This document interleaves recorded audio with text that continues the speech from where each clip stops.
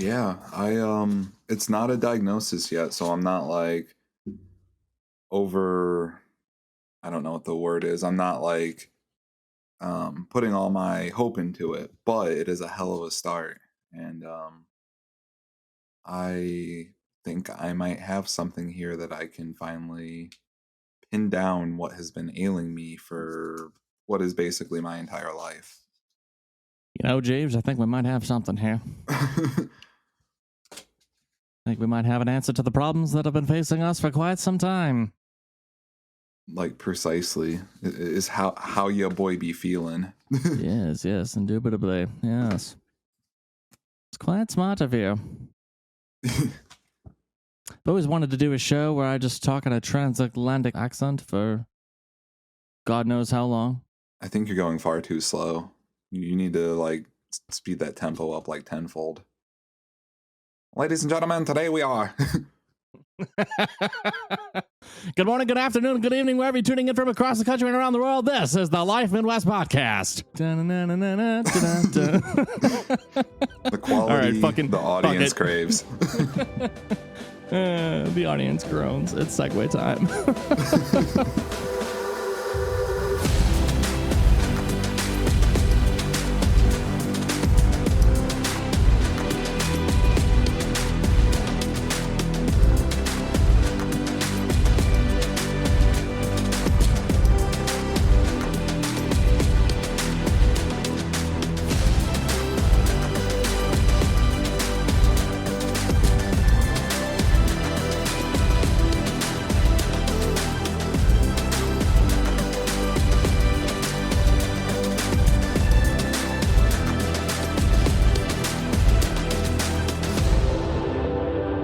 Good afternoon and good evening wherever you're tuning in from across the country and around the world. This is the Life Midwest podcast, a show that interviews friends, sometimes enemies. What the fuck am I talking about? I'm Kevin Palmer. That's Wes Shirley over there. Howdy. Gorsh. Howdy. It's always how. Hold on. Let me give y'all some ales. Yeah, I don't even know what it's gonna be. Hello. Sup? Are you making fun of me? No, I'm making fun of me. All right, fair enough. How's it going, man? It's going. I've had a hell of a week, but just doing it, something like that. Doing it, yeah. Well, not to make this a My Friend Wes part 2 or part 3 or 4, whatever the hell we're on. 5. Yeah.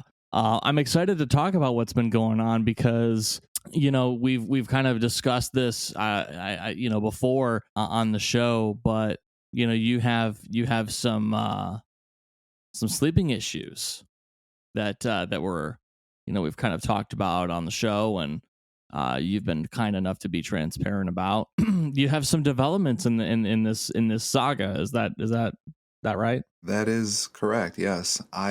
So it all started off. Let me tell you, it all started off decades ago. See, what had happened was... So I've had this sleeping issue for as long as I can remember. One of my first memories of it is like 4 or 5 years old. It's my birthday. They've planned a trip to the zoo for me. My family did.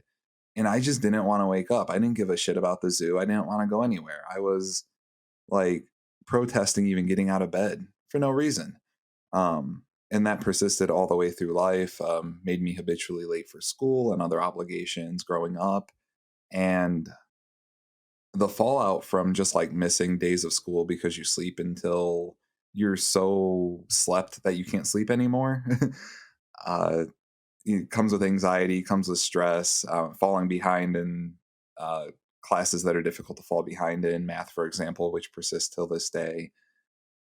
And unfortunately, this issue has followed me into adulthood, and I experience these episodes almost on a cyclical behavior or a cyclical pattern or basis, where I will be fine. I won't have a real sleeping issue. I might be like apprehensive of going to sleep too early because I'll wake up in the middle of the night and then be tired again right before work, or I won't go to sleep if I'm already up and I guess manic too late into the night because I don't want to miss work the next day. And it's evolved into a whole bunch of unhealthy habits, such as not sleeping or waking up at the very last moment, panicking, freaking out, and then doing very reckless and dangerous things to meet expectations that are set for me both by my employer and myself. And it's been a roller coaster, and that's been really stressful. Like, what's going to happen? I This isn't sustainable. This isn't something I can do every day for the rest of my career. I need some type of solution.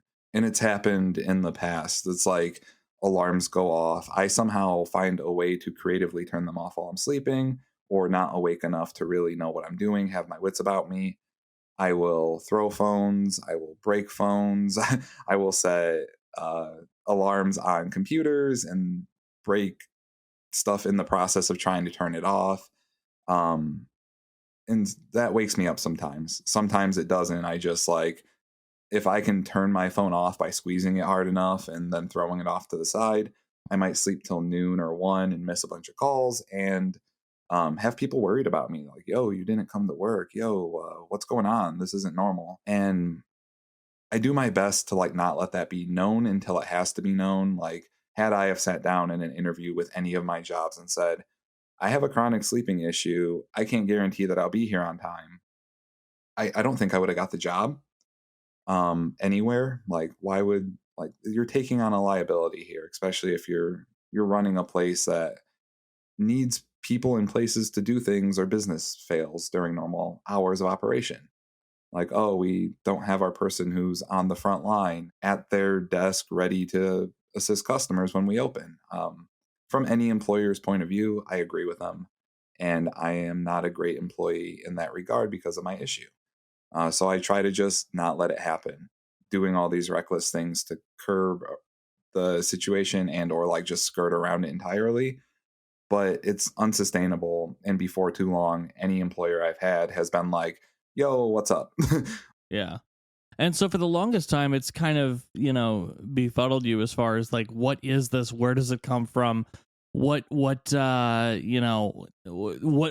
going on essentially, right? And you think you may have found that answer or may have an idea? Yeah. So, and I've been investigating this basically since maybe junior high, high school. I know they were testing me for a lot of things in elementary school because I was a product of like childhood trauma, and I had some delays in learning certain things. So they were constantly testing me, and no one could ever find anything about the sleeping issue. Um, One theory was I play too much video games, which, when you have an issue like this that you're constantly anxious about, constantly spinning out or getting upset about, playing a video game is more of escapism and part of is spawned by the issue as opposed to being the direct issue that causes all these other problems. It's more like I have a sleeping issue, going to bed's very difficult, laying in bed in a black room for 3 to 4 hours, 5 hours at a time if I'm really unlucky is not something I want to invest my time doing. So why not play video games, not think about it, not stress out. In other Um, words, it's an effect, not a cause. right. And no one's really found anything until recently. And it wasn't because I went to a doctor or a specialist. While I was in Thailand, Yui's brother is a lung doctor, but he specializes in sleeping disorders. And No shit. yeah, so like almost serendipitous, I go to Thailand. It's like I was destined to end up there. Meet Yui's brother, he specializes in sleep. And she explains to him what my issue is. She, of course, experienced it in Japan. I was taking as many classes as I could take. I was on the wrestling team. I was very active with my friend group. I was dating Yui. I was probably at that point in my life the most happiest, most physically fit, and just like the most well functioning I've ever been in a sleep episode. An episode hit. I started missing my morning classes because I couldn't wake up. I resorted to playing more video games because I was just like, I can't I can't take the free time to just like do mundane tasks. Like, I didn't want to do my homework because it was stressful. It made me think about all the issues that were surrounding the problem sources of the stress contention from my sleep episode. Missing classwork again, just like at a younger age, falling behind. And Japanese is not an English or easy language to learn. Um, so, like, if you fall behind a class that's already progressing rapidly, you're going to have to do a lot of makeup work in hope when you go back to class, you're able to fill in the blanks when they're talking about three subjects ahead. Um, so Yui was there experiencing this with me. She also had the same assumption. Oh, well, it's you can go to wrestling practice and you can play video games. It seems like you just want to play, and not in like an accusatory way, but just her honest observations. Like, she's a grown adult that can look from the outside and give me advice, and I appreciate that. But I think she was off with that as well. Um, she did talk with her brother about what was going on, and he did recommend that I look into a disorder, almost as if it was like on the top of his head. He knew about it, um, and that's what I've done. To make it more clear why I'm talking about this now today, is I had another episode at work for the last week and a half, 2 weeks. Basically, I just kept becoming later, having issue after issue. And then the episode really turned into something that happens everywhere I've been and makes me the most unstable, the most sad, the most depressed that I can be because it affects my self image. I could be in the middle of a project that I inspired, a project that I started, a task that I'm really driven to do at work. By all means, I should be excited to go to work and get these tasks done. And I end up sleeping, to the point where I'm now 5 minutes after work would have started. I'm just waking up because I missed my alarms, having utter breakdown panic attack, and then just going back to bed because I can't deal with it. Missing a couple days of work at a time. And I really wanted to look into this condition because, regardless of how understanding, how empathetic and compassionate a person can be, when you're running a business and there's just this constant problem that is making your daily life worse off or more difficult to handle, um, I have to account for what I'm doing to those around me. I understand personally that I can't handle it, that I'm out of control in this situation. It's something that happens in cycles, it comes and goes. But I have to curb the perception of me, who I am, and I have to curb the damage or mitigate the damage that would come from them getting fed up with me. You know what, Wes? We do like you around here, but it is unreasonable to expect us to continue on like this. And I consulted with a few friends. I've reached out to my family. I requested my mother and my brother write up letters about how they've experienced me with in relation to sleep. This would work in two ways. One, I could give it to my employer, um, just to show that I'm making an effort. I do have an undiagnosed dysfunction, that I am out of control. I cannot help. It happens, it comes, and I watch it take over my life. And then when it's gone, I'm back to high functioning go getter. So I did my research. I looked into this condition that Yui's brother told me about, and it fits me to a T, to the point where upon reading it, I was crying. Wow. I am ready to take control of my life and take control of my dysfunction, my potential disability, my potential disorder, and I need to have things in place, accommodations that won't spiral me out, won't stress me out, won't set me up for failure, not only from their point of view, but mine as well. So I can finally start building that self worth that everyone else sees in me, that I am unable to remember at the times that I am having this essential mental breakdown because I can't control my sleep and it's messing up aspects of my life. For the name of the disorder or the syndrome, it's called Klein Levin syndrome. That's Kleine hyphen Levin, Levin syndrome.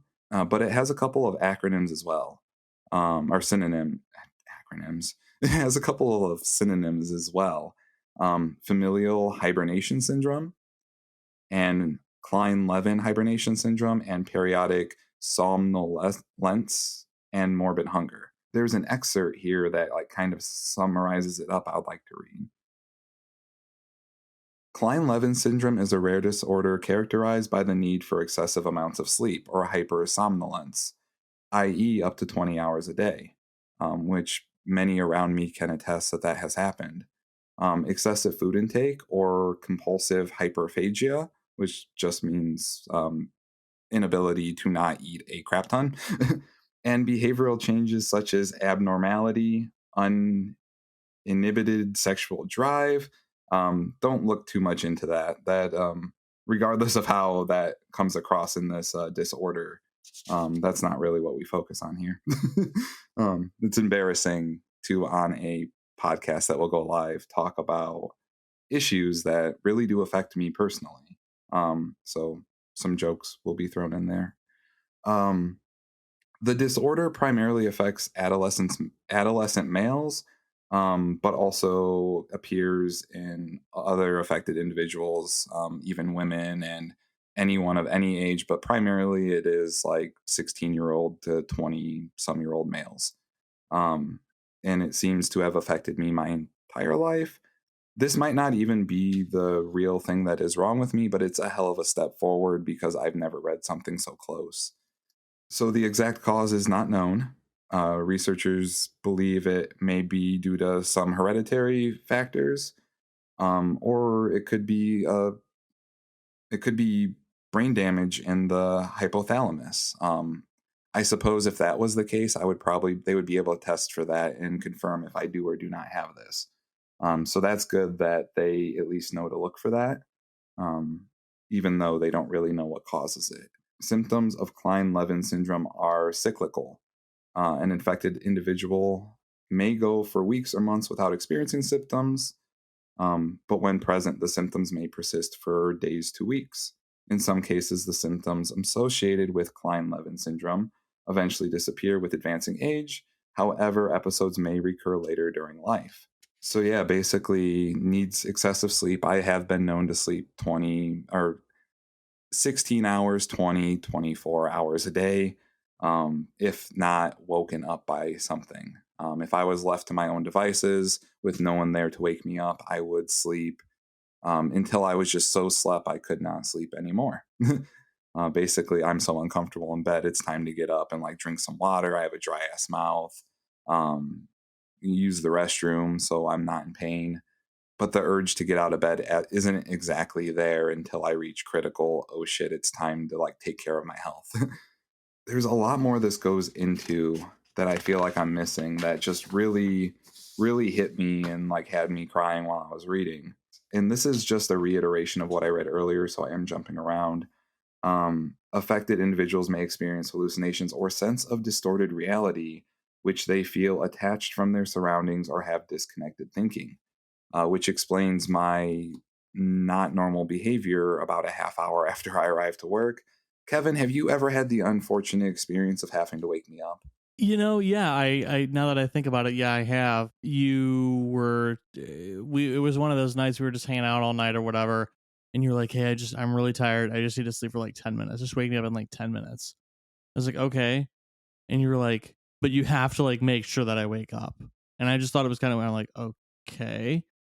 And so I specifically remember this one night where this happened, and you would wake up and you would tell me to stop and that you were awake, and you would just continue to lay there. And there was at one point I literally put a speaker up to your face. Pretty sure you punched the speaker, and continue to sleep. So yeah, you got in this like irritability, this irritable mode to the point where it was like anything that was taking you away from sleep was your enemy. And it was just really, really strange. And I eventually gave up because I didn't know what else to do. And I went home. I was like, well, he's in his own bed in his own place, and he's living with his mom at the time. Like, we're in high school. I'm like, he's in no safer place than he is right now. So it's not like I'm like leaving him at the bar shit faced or something, like, you know what I mean? Right. But yeah, I do remember that. Yeah. like I'm pretty sure I've assaulted everyone who has tried to wake me up, including my poor mom, and that's why we call her mom. Um, like I can't wait to read the paper she puts together because I remember all the stuff she said. Like, I can't wake you up anymore, son. I'm so sorry. This is out of my hands. You are unreasonable. And I'm just like, I know I'm sorry, but please, I can't, I gotta be to school so the truancy officer doesn't pick me up. Like, Yeah. I feel like I have been delayed in all instances of becoming a successful, well functioning adult because of this disorder and my lack of understanding how to control it, if I can control it, how to deal with it, how to deal with the fallout. This has been a persistent issue that has constantly had me fall off of career paths, future outlooks, future opportunities. I have had really bad finances because of the work aspect of it. You know, our livelihoods here in the US are based on how many hours or how much work we can give to an employer.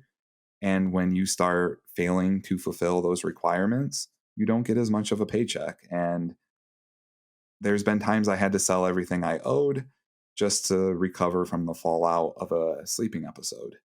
I never want to do that again. I'm so tired of selling my stuff.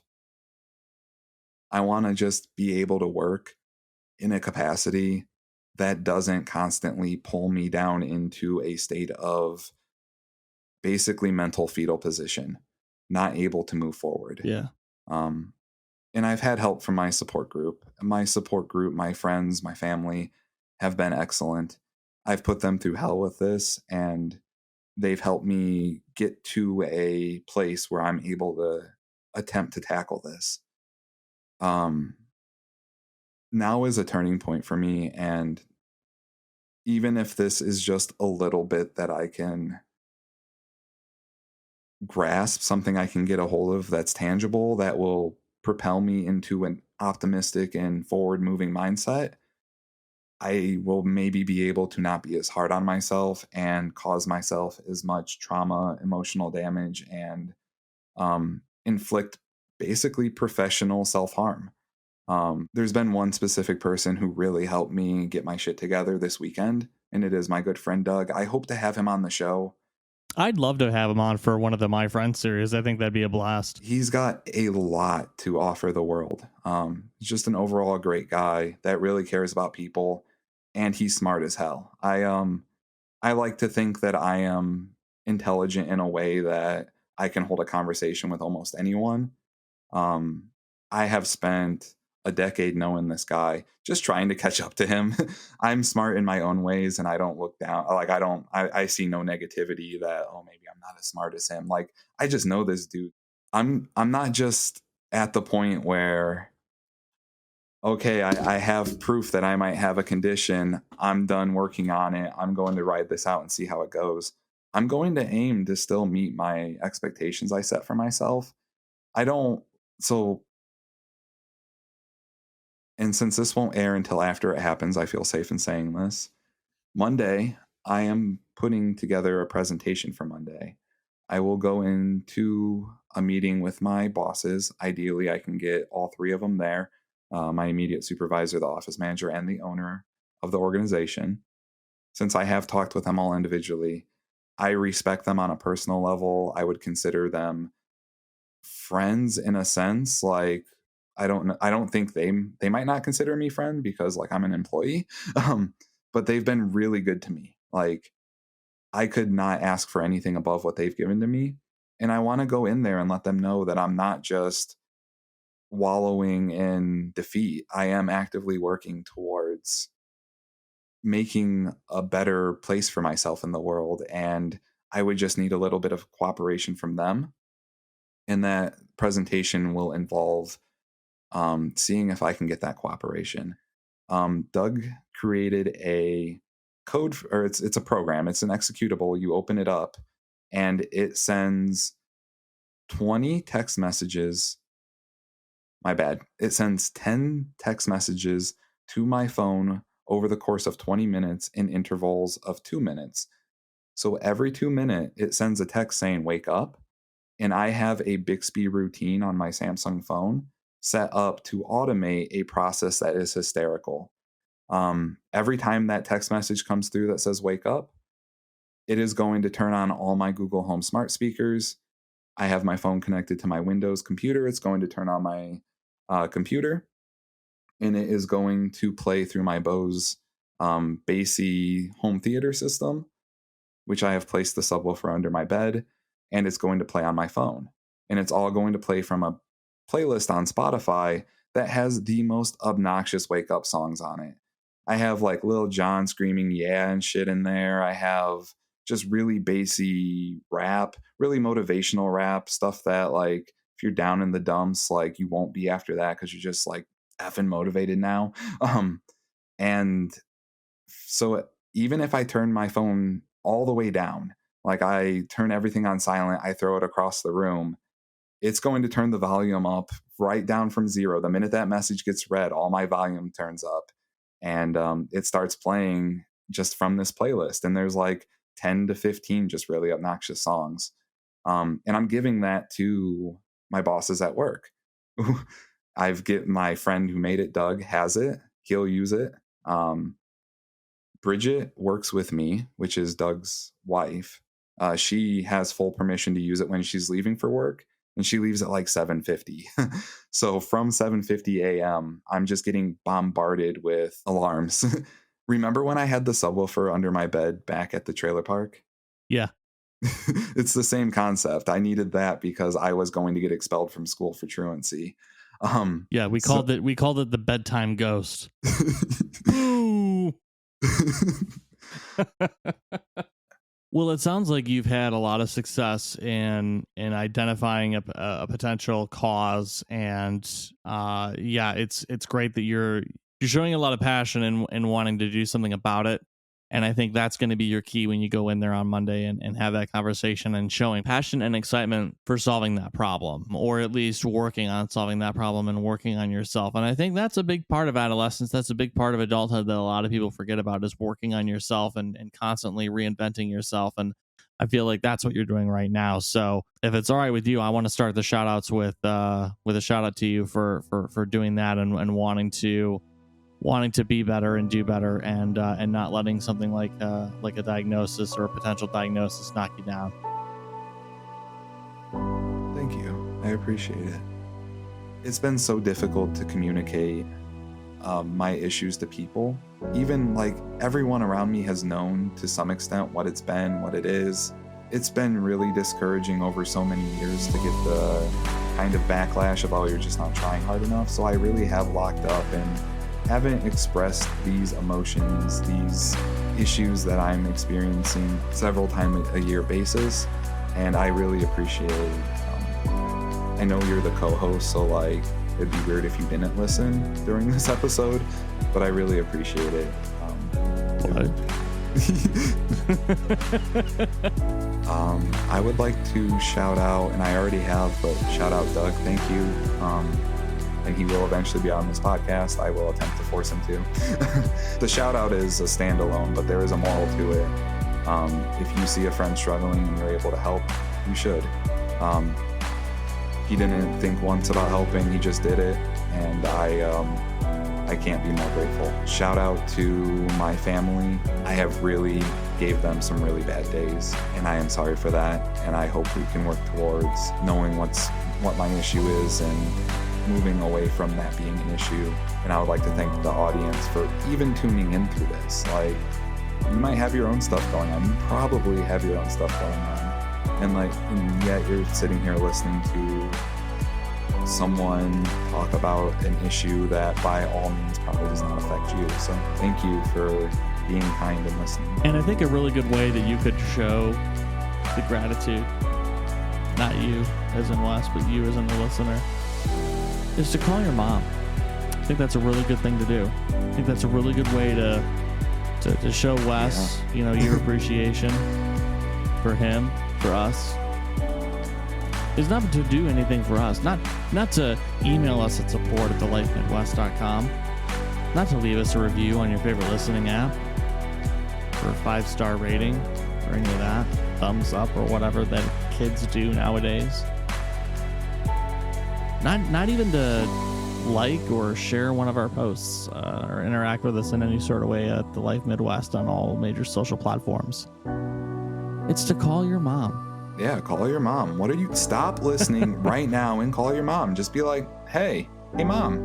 And she'd be like, why are you calling me? And you'd be like, because I love you. Thank you. Something like that. Well, they're not really going to have a choice as to whether they stop listening or not, because we're going to get the hell out of here. So yeah. And could I have you do one last favor for me, Kevin, on this? Yeah. Remember I sent you that EXE? Uh-huh. Can you, I'm going to turn my phone all the way down. If you can go ahead and click on that. Okay. I opened it. Press the enter key to exit the application. We're gonna skate to one song only.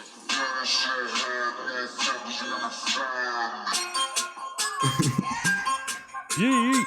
So I had my phone all the way down and the orientation sideways. So I'm like actually not able to turn this off just yet. So all I have to do is open that up, huh? Yeah. If you think Wes isn't up for the day and you just want to casually press that button, go for it. All right.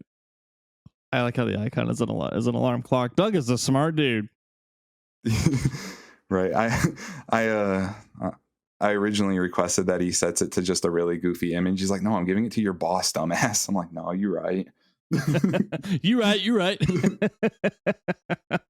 All right, guys, we are way the hell over time. We are going to get out of here. Don't forget to call your mom. Reach out to us at all of our major social platforms at The Life Midwest, or email us at support@thelifemidwest.com. Give some shout outs to Wes. Give him some hope. Give him some encouragement. We really appreciate that here on the show, and Wes, of course, we wish you all the best, buddy, and going Thanks. forward. And so on that note, we will see you next Saturday and every Saturday here on the Life Midwest podcast. Take care.